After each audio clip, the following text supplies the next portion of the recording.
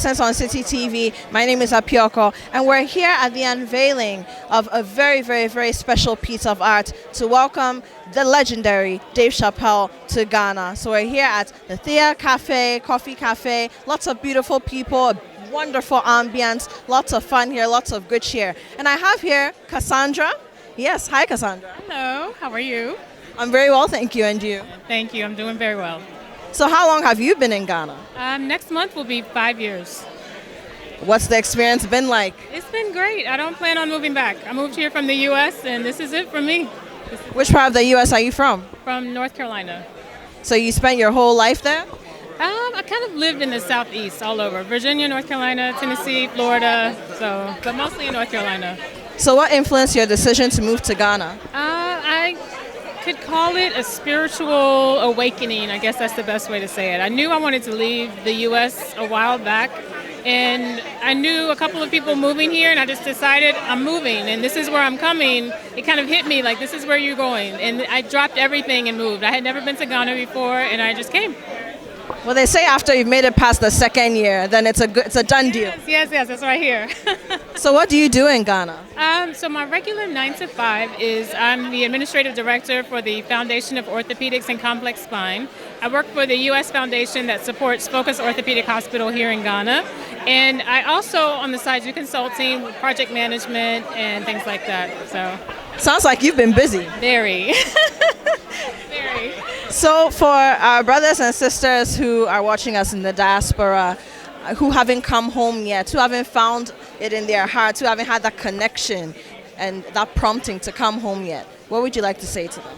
I would say just try to get here. Try to experience this place, because once you come here, it's a whole different experience, a different world, and it just kind of opens up your eyes to a whole lot more than what we've been taught growing up.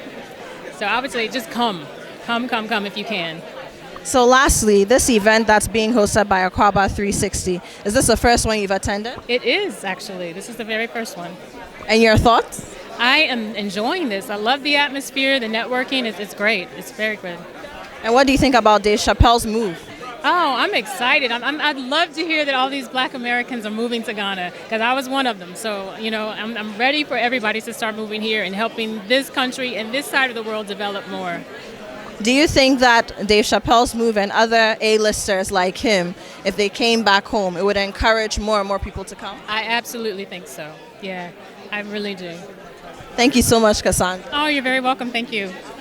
See you. Okay, so that was Cassandra. You heard her, a woman of many, many, many colors. She's been in Ghana for 5 years, and she's still here, so she's legit Ghanaian now. We'll be talking to some other wonderful people here. We'll be right back.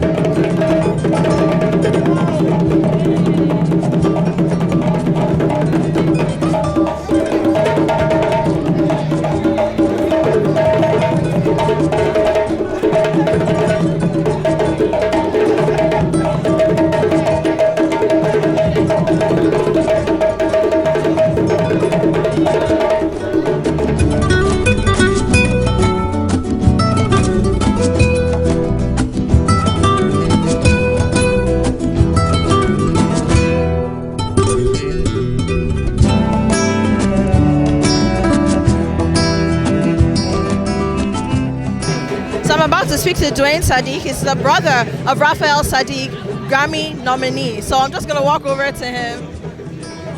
Hi, Dwayne. Hey, how are you? I'm well, thank you. It's beautiful. How do you find tonight's event?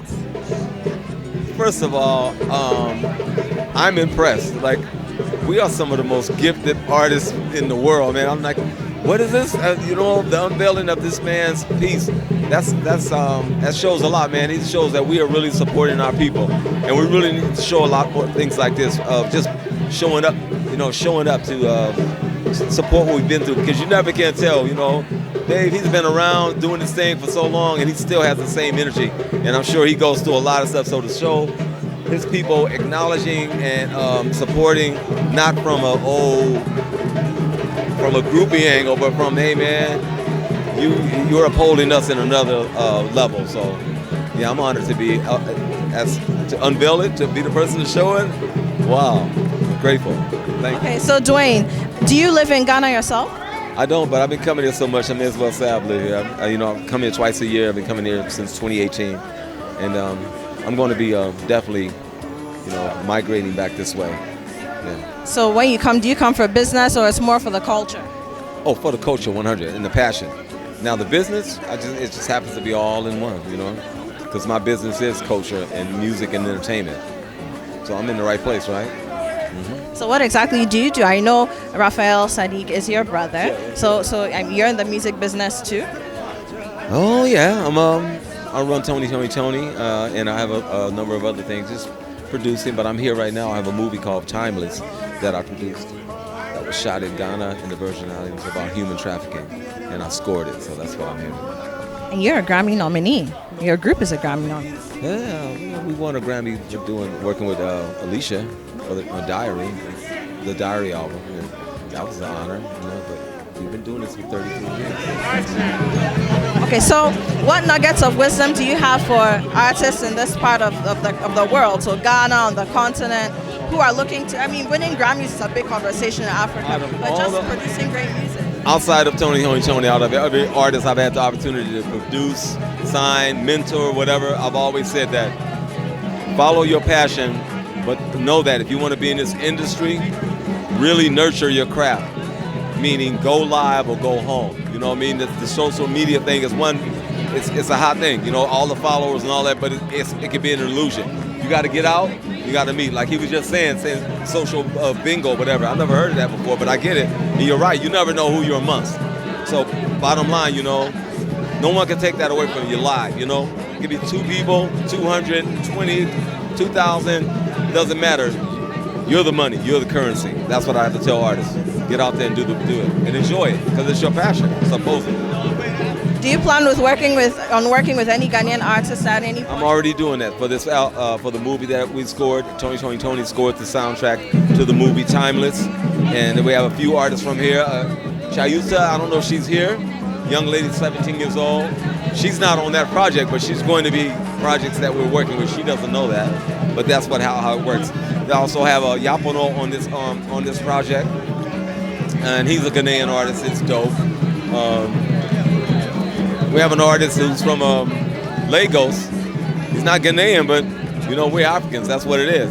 Yes, Seun Kuti, Fela Kuti's son. I did some work with him. That's on the score of this movie. So I'm excited because I know this is the future. Yes. Final question: what was it like working with Alicia and finally winning that award? That's one of the artists that shown me. If it's not passionate about it, and she's so passionate, she'll perform anywhere, and it's that and other. And I'm probably, even at the level she is now, those type of artists do it for the love. The money, they know we're the currency. This melanin, we're the currency of the world. Yeah. Dwayne, thank you, and I hope to see you move back to Ghana and we do a ceremony like this for you. Definitely see me moving back to Ghana. Hi. How are you doing? I am very good. Very good. Loving Ghana. Yes. I'm good. How are you feeling? I'm actually really good. It's been a great day today, eating great foods, rehearsal, preparing best, just working hard. Feeling good about it. How do you find the event? Are you impressed with the organization? No, I'm a member of Tony. I'm the third Tony. And just enjoying ourselves and putting this thing together and coming and be a part of the people, you know? So yeah, definitely. So, I mean, being in Ghana, how does it feel? Is it everything you ever imagined before you came here? Oh, it's everything I imagined and more. I love the people, the energy, the food. These are my people, you know, being that we come from America as black African Americans, as they would say, but really we're black Africans that have been, you know, put in America. But at the same time, it's like once we got a chance to come out here and be around our people, we knew that, you know, this was our place. This was a place that we could call home. And we've been accepted for that, so I appreciate that. I appreciate that blessing from the ancestors to be able to come and be a part of touching the African soil, because a lot of us won't ever touch over here. When was the first time you came to the continent and then subsequently to Ghana? 2018, we first started coming to Ghana, and it was during the year return. So we stayed here from the ending of 2018 into 2019. We brought the new year in Ghana. So during the year return, we were here. Do you feel that this is the time that the diaspora should be coming home? Yes. Everybody over there should be coming over here, like somehow, some way. And if it starts with us bridging the gap and bringing the music and bringing the culture and infusing the vibes, then yeah, that's what we're gonna do. What makes you feel that this is the time and not earlier or later? I feel like everything is spiritually correct. It's a timing. Everything has a timing. You know, the COVID, everything. Some things look bad, but in reality, spiritually, they're beautiful because they're put in position for us to do certain things and spark the mind and start thinking a certain way. So yeah, I think that the time that we came was just on time. So when are you moving to Ghana finally, if at all? I'm working on it within these 10 years. Like me and Dwayne and our group said, we're gonna be back and forth. We'll be coming like twice a year, every year, until we're officially over here. It's great to have you. Great to have you. The superstar in our midst. Great to have you. Thank you. Thank you so I much. appreciate it. Yes, and this is City TV. Right. You're still watching Diplomatic License right here on City TV, and it's a very special episode. We're welcoming the legendary Dave Chappelle to Ghana through the amazing organization Akwaba 360. So we're here tonight, and we're about to speak to Kedra. Kedra is a young artist. We will be seeing a lot of her on City TV at some point. Hi, Kedra. Hi, how are you? I'm well. How are you? I'm good, thank you so much.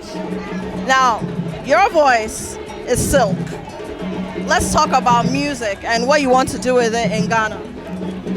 So basically, I'm from Oakland, California. This is my first time here in Ghana. I sing R&B, soul with a twist of soul, and pop, and hip hop. So, what I want to do here is pretty much reconnect with my roots, because I feel like a lot of that, what I'm doing in my music, comes from home, comes from within. So I just want, everybody to feel me. This is a passion of mine. So I want everybody to connect with me like I'm trying to connect with them. So at what point did you realize that your music was from a deep place and not just from your heart and your soul, but from the motherland? At what point did you realize that? See, I think I'm just now getting that confirmation since I just stepped on the soil. But I've always known that, I was destined for something this deep, this rich, because of the way that I write. My music have meaning to it, so I knew it came from somewhere, like here. Apart from music, what are some of the things that you've discovered here that you fall in love with? It could be food, it could be fashion. What are some of the things you've fallen in love with since you've been here? So the fashion really, so now I'm able to really get into the fashion, because I've been doing this at home. I've been doing this. This has always been inside of me. So you look nice. So something like this, yeah, that's my style. So I'm really, really in love with the fashion. I'm a foodie. We've been on the road. We've been on the go. So I haven't had time to stop and sit and eat some really, really good food, but I would say the jollof rice and the grilled fish, yes, it's the bomb diggity. We love it. Kedra, I know you're going to go places, and we want to see what you can do in Ghana and Africa, and the kinds of collaborations that are going to come out of that as well. Yes, definitely. I would love to collab with, and I am going to collab with her. I just met this Ghanaian sensation. She's only 17 years old, and her name is Chayuta.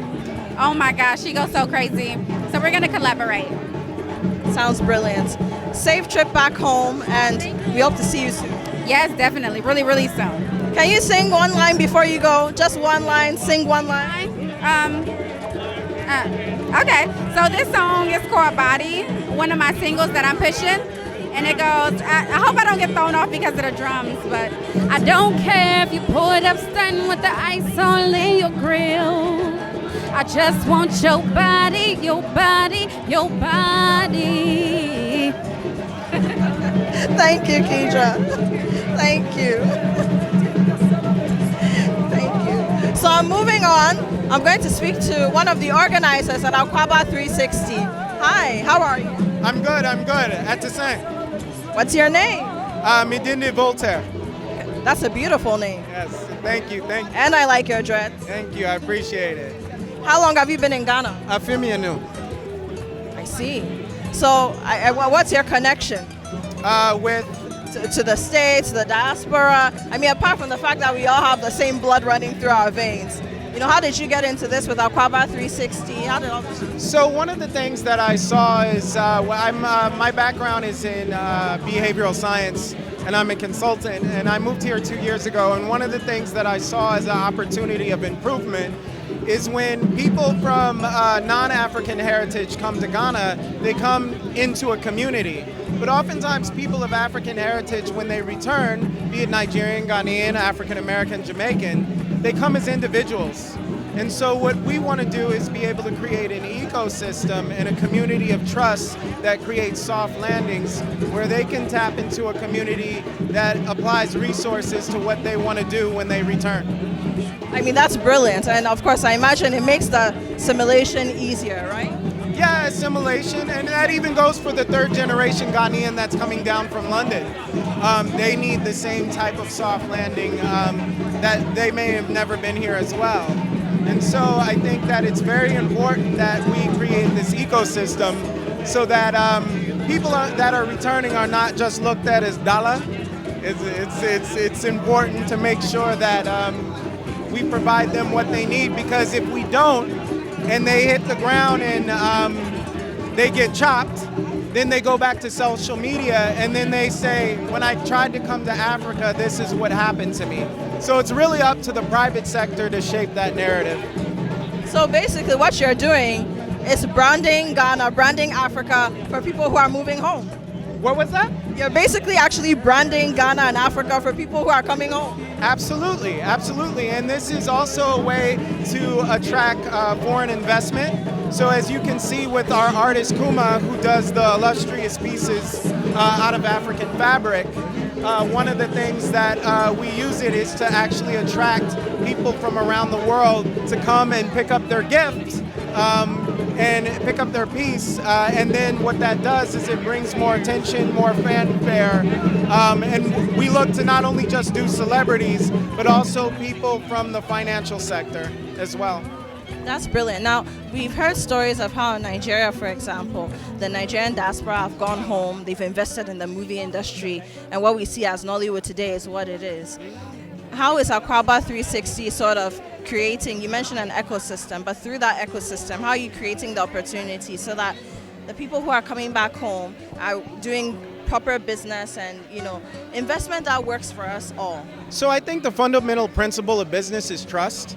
And so one of the things is trust is actually a business model.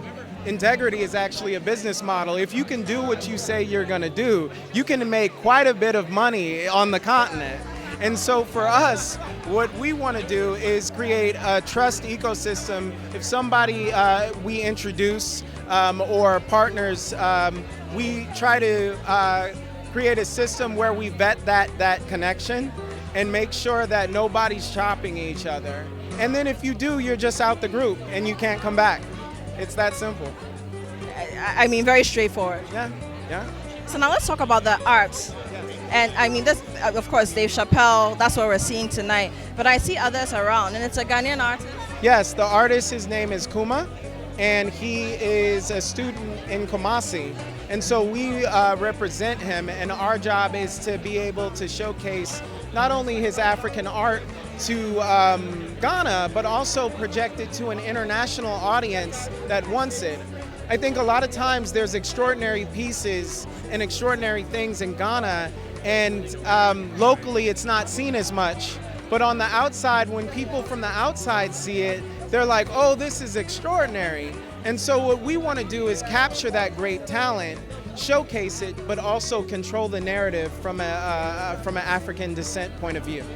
So are you working with any other artists or creatives or talents in Ghana that, apart from Kuma, who you're also trying to project in this way? Absolutely. We're looking to attract any artist that wants to be able to showcase their art internationally, and that we bring them to events like this where we focus on art, business, and culture.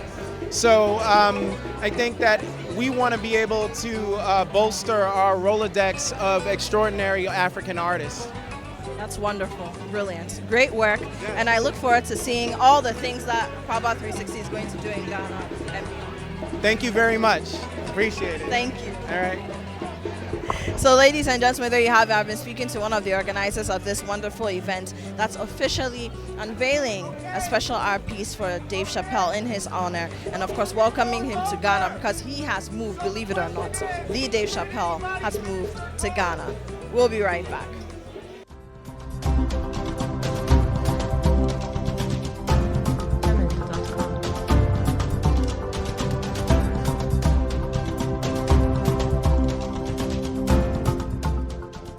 You're still watching Diplomatic License right here on CCTV. My name is Apioko, and it's time to speak to Ghana's Minister for Diaspora Affairs.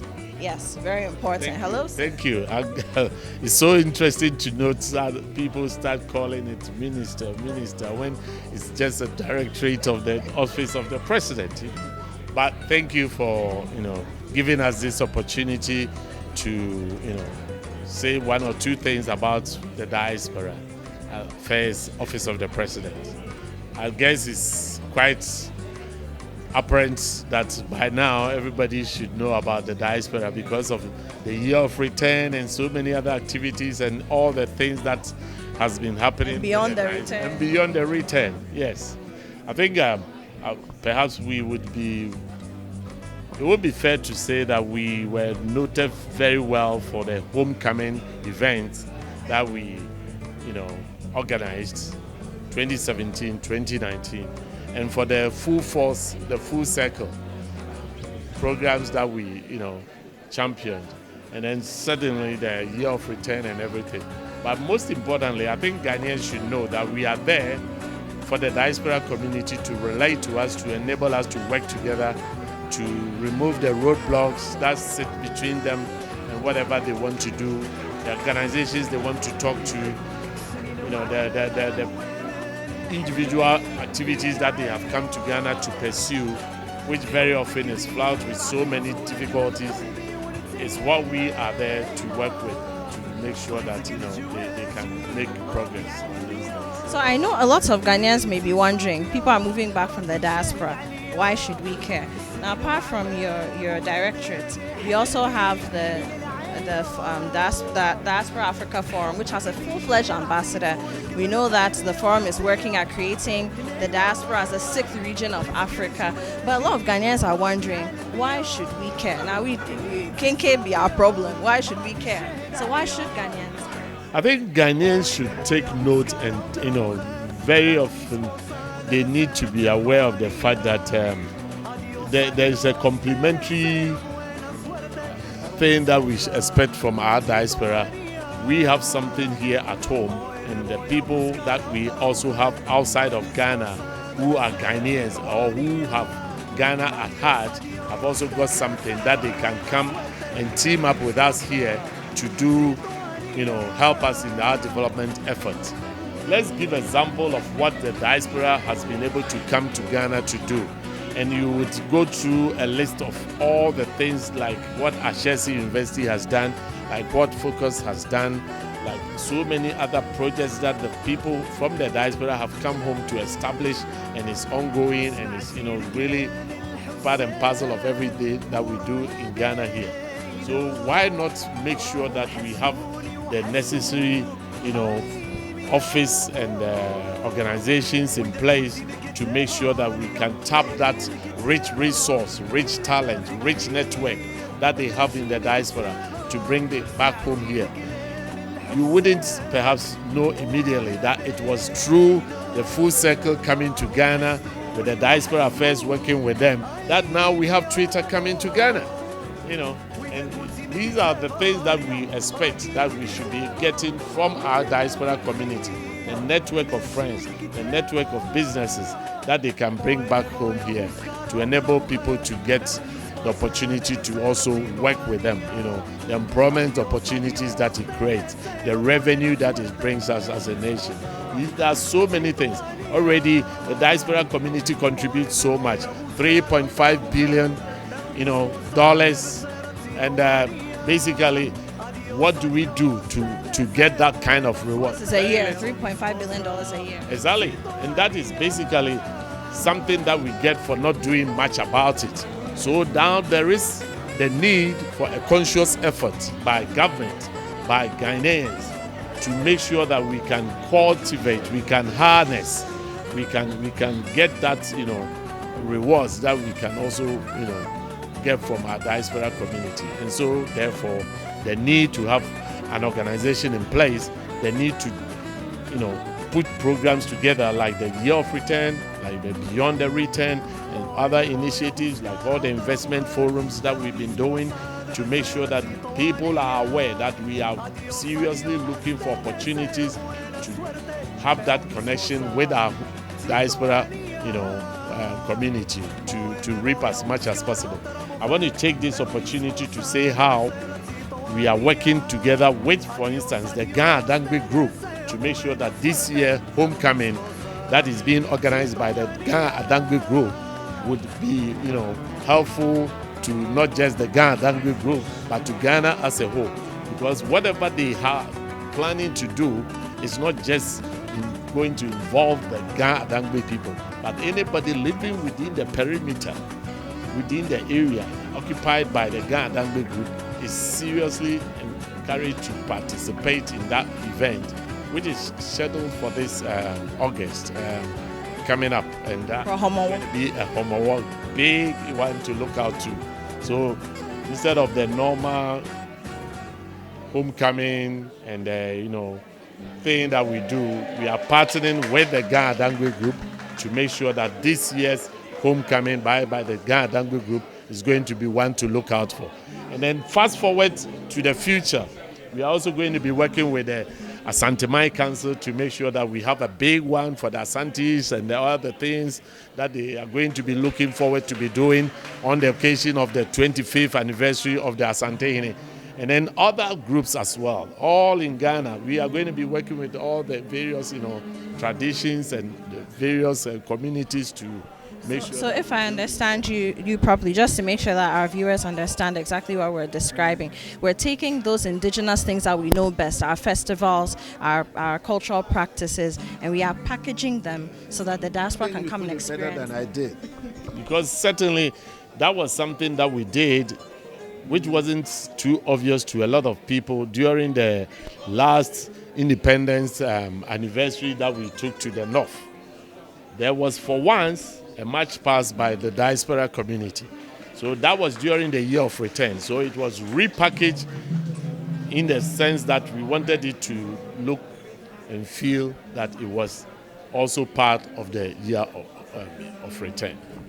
These are wonderful initiatives, and I'm very happy to hear that we are also looking at some of our festivals and the things that we know traditionally to be Ghanaian, culturally to be Ghanaian, and we're taking this opportunity to draw eyes to them.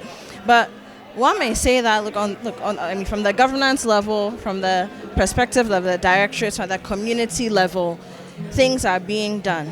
But when it comes to Ghanaian individuals, there's still a lot of disconnection as to what's happening with the diaspora, and people just don't know how to plug in. So unless you belong to a certain social circle or you move with a certain kind of people, you may not even know that all this is happening. How are we going to I correct think that? you are very right in your observation. It is for this reason that we really see the need for the country to have a whole policy on the diaspora engagement, which is something that has been in the offing for quite a long time now. Started by the previous government, continued by us. We are looking to see how Ghana can give birth to the diaspora engagement policy. Next week, we will be going into retreat to work on the policy finally, to make sure that we can present something to cabinet that would eventually give us the opportunity to have a diaspora engagement policy.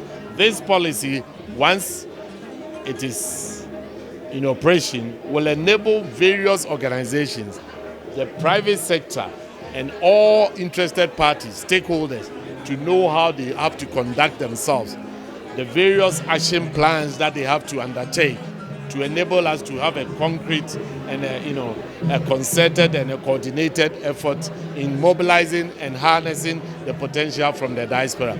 So it will clearly spell out how, for instance, the Ministry of Tourism, the Ministry of Finance, the ministries that are associated with, in any way, with the diaspora, to organize the things that they have to do.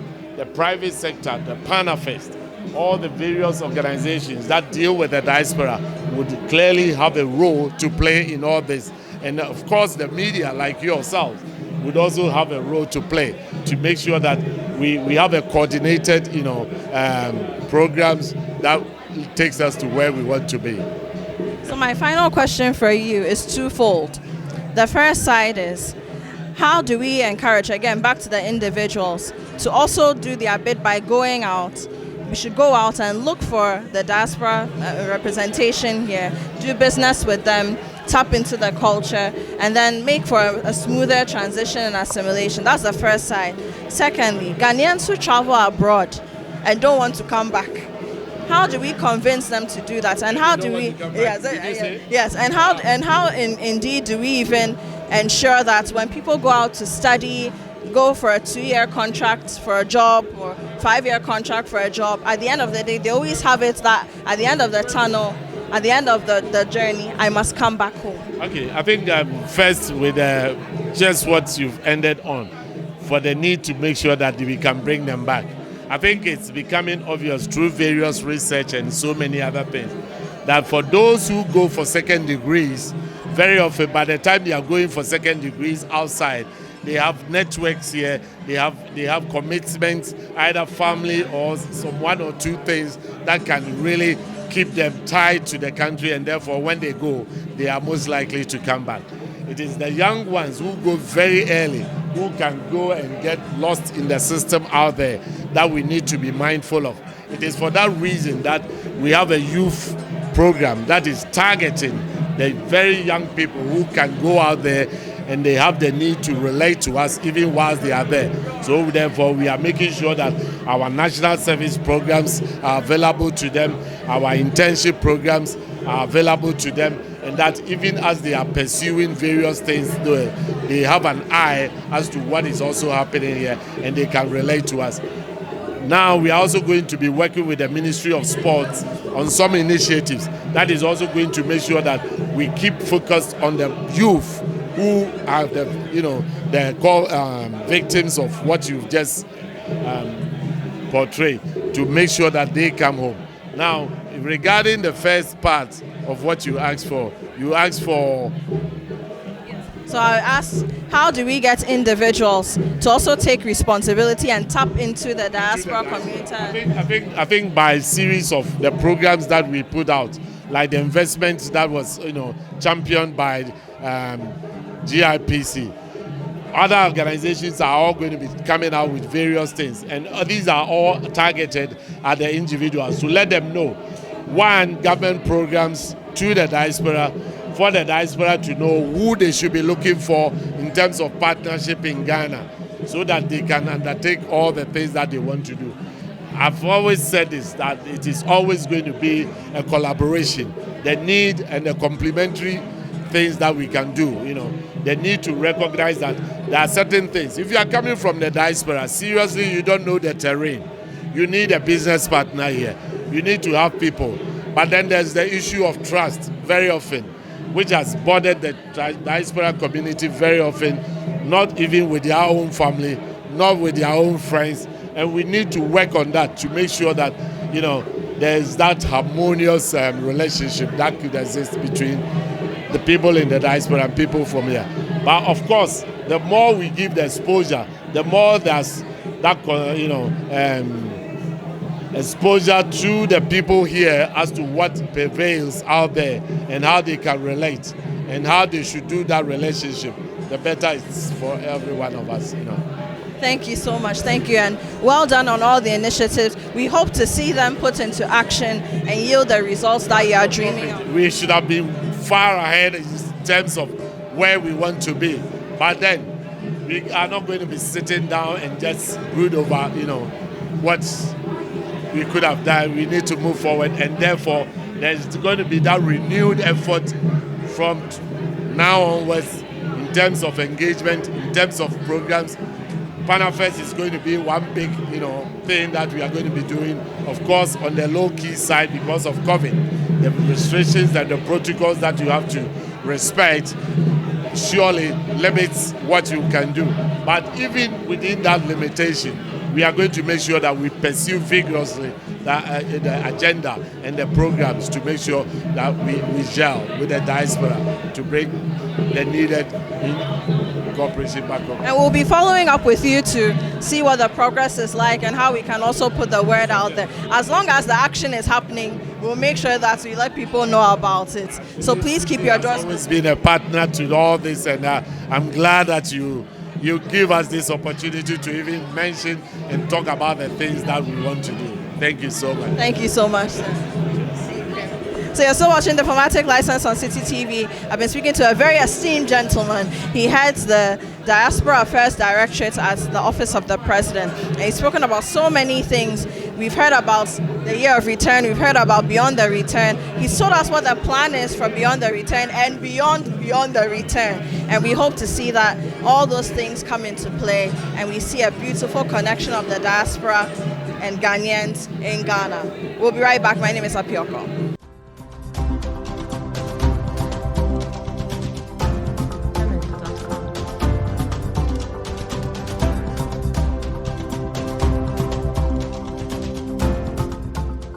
You're still watching Diplomatic License right here on City TV. My name is Apioko, and I'm about to have a conversation with JR, the Minister of Information, all the way from Oakland in the USA. Hi. How you doing? It's an honor to be here. I'm very well. How are you? I'm great. We love in Ghana. We love in Accra, and we learning a lot. So tell me, what brought you to Ghana? Well, right now, I'm the road manager for Tony's tour, Timeless Tour, as well as Kedra, who is another. Wait, hang on. So you're a big wig. Yeah, you're a big deal. A little dude in the big, but so I'm the road manager today, but I also have we have our own journalism outfit, blacknewworldmedia.com, and I'm the publisher. Me and my daughter run it, but it's the Black newspaper, digital newspaper for Northern California. That's brilliant. So what kinds of content do you project through your newspaper? Well, we promote small businesses, we promote local artists, and we promote black people having a black consciousness and understanding that America or Western governments or imperialism or capitalism, that doesn't work for us.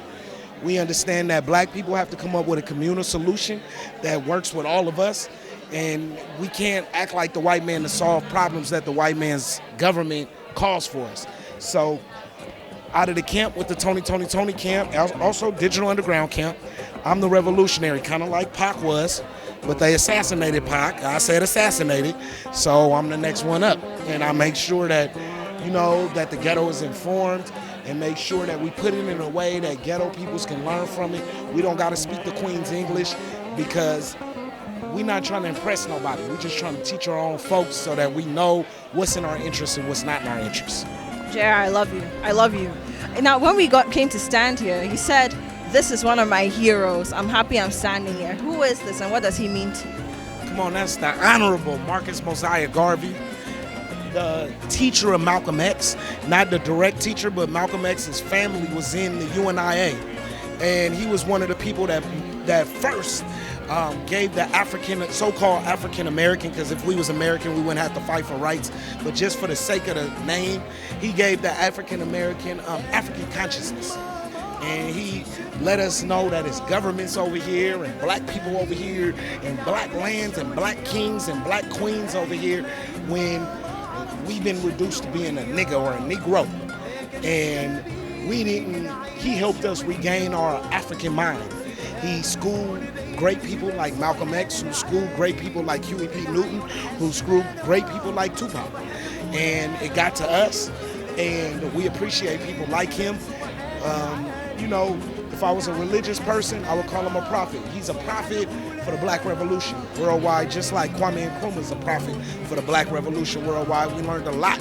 And I'm only out here because we had to come pay tribute to Kwame Nkrumah bringing the so-called African American into the fold of the Pan-African struggle, because Malcolm X was a personal friend. Kwame Nkrumah was leagues above Malcolm X in terms of he was running a country. It wasn't theory. He wasn't running an organization. He was running a country. But Kwame Nkrumah humbled himself, and Malcolm X humbled himself to learn from the great Kwame Nkrumah, and we learned about how black people run nations. So salute to Kwame Nkrumah, salute to Ghana. We didn't come just for no slave castles. We don't come just for the loss. We know that Ghana is one of our biggest wins, even though they try to celebrate slave dungeons because they want black people to celebrate the loss. We don't rock with that. We celebrate Pan-Africanism and how Kwame Nkrumah put it into action and showed us how black people need to care for each other no matter the European borders. I see you're very passionate about this. Now, we've spoken about Marcus Garvey. You mentioned Malcolm X. Of course, there's Du Bois as well. We've got a whole Du Bois Center. He lived here. No, you didn't. But it's amazing how these forefathers, they walked the walk. They came to the continent long before anybody even thought it was possible. How does it feel that you today, JR, you're here standing on the continent, and you have so much to give and so much to bring to your brothers and sisters here? It's like, only thing I can compare it to is like a Muslim coming to Mecca. But it's bigger than that, because it's not just a spiritual thing. This is where we were stripped from. It's a pilgrimage. So for us, but it's even beyond a pilgrimage, it's spiritual. The white man never thought that the black spirits that he was ripping from here would make it back. And we back to connect with our brothers and sisters that didn't get ripped from here, so that we can build that indomitable force to fight white power with black power, and we can preserve the future of the black world. I love your energy. So when are you moving to Ghana? I already own some land in Ghana. I own some land, it's not nothing on it yet. I'm working it out. But from now on, I'm not staying in the United States 12 months a year. I gotta spend some time in Ghana, also other places, but I gotta spend some time in Ghana. I gotta soak up, like Oakland, Ghana to me, Accra is like Oakland, California, in the sense that it's one of the black power centrals of the world. It's where Kwame Nkrumah showed us how to care about the African world. And we take pride in just Huey Newton and the Black Panther Party. And that was international. And they had a few, Tanzania, Algeria had a few spots. But Kwame Nkrumah was in line with people like Patrice Lumumba, Sephora Michelle, people like Thomas Sankara learned from Kwame Nkrumah. Ben Bella was a contemporary Kwame Nkrumah. And he was trying to create the African Union and integrate Africa into being one country so that we're not limited by European borders.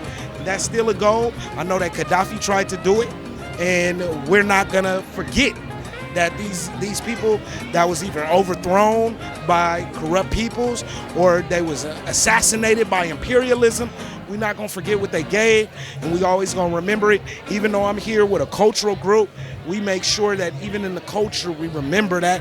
But I'm very political, and I organize politically also.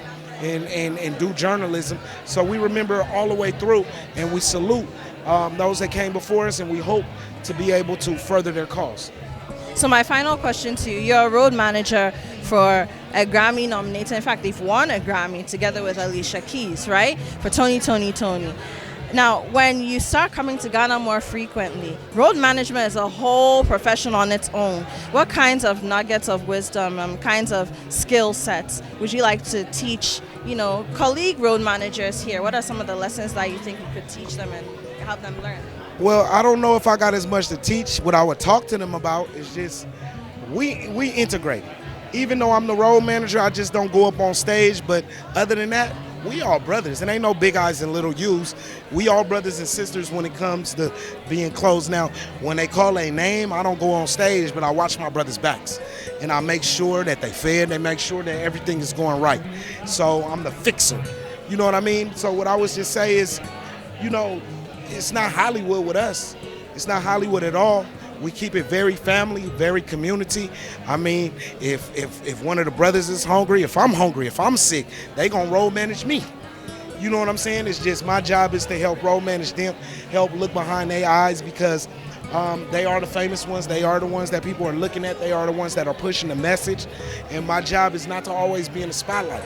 Sometimes, even if you are in the spotlight, you have to learn how to be not in the spotlight and humble yourself to when it's somebody else's turn, and give them their turn and play the backfield. Like if it was football, you might not be getting the ball, but you got to block. And that's what I do. I block and I tackle for my brothers when I'm being a road manager. And I keep them informed on stuff that they may not be informed on. And, because I am a political mind and I'm a political animal. And I make sure that they don't cross the line on no BS, and let them know this is what black people's struggle is about. And they trust me to do that. Wonderful. JR, the Information Minister. Thank you so much, my brother. Thank you for having me. BlackNewWorldMedia.com. Check me out. We definitely will. Thank you. So that's JR, the Information Minister. JR, the Information Minister, and BlackNewWorldMedia.com.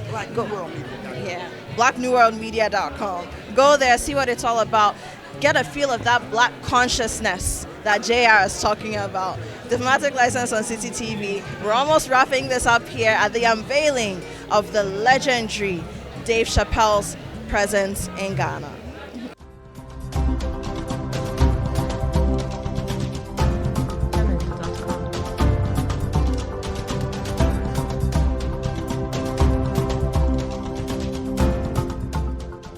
What a fascinating evening it's been here on Diplomatic License this evening. We've been celebrating the legend Dave Chappelle, who has moved to Ghana, and through Akwaba 360, a wonderful organization that's sort of doing their best to make sure that diaspora members who come to Ghana and to the continent assimilate into the society. They've done a wonderful event, as you've seen. Now, you've also heard from members of the diaspora community, the things they're doing. Some of them come and go, others have moved here, have been here for years. But the bottom line is that we're all one people and we're trying to make it together.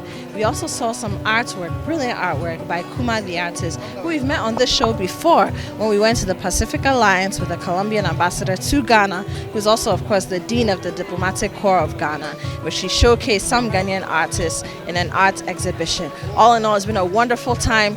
I've enjoyed myself, different experience, and I hope you've learned something new. Stay tuned to City TV, but this has been Diplomatic License on City TV, and my name is Apioko.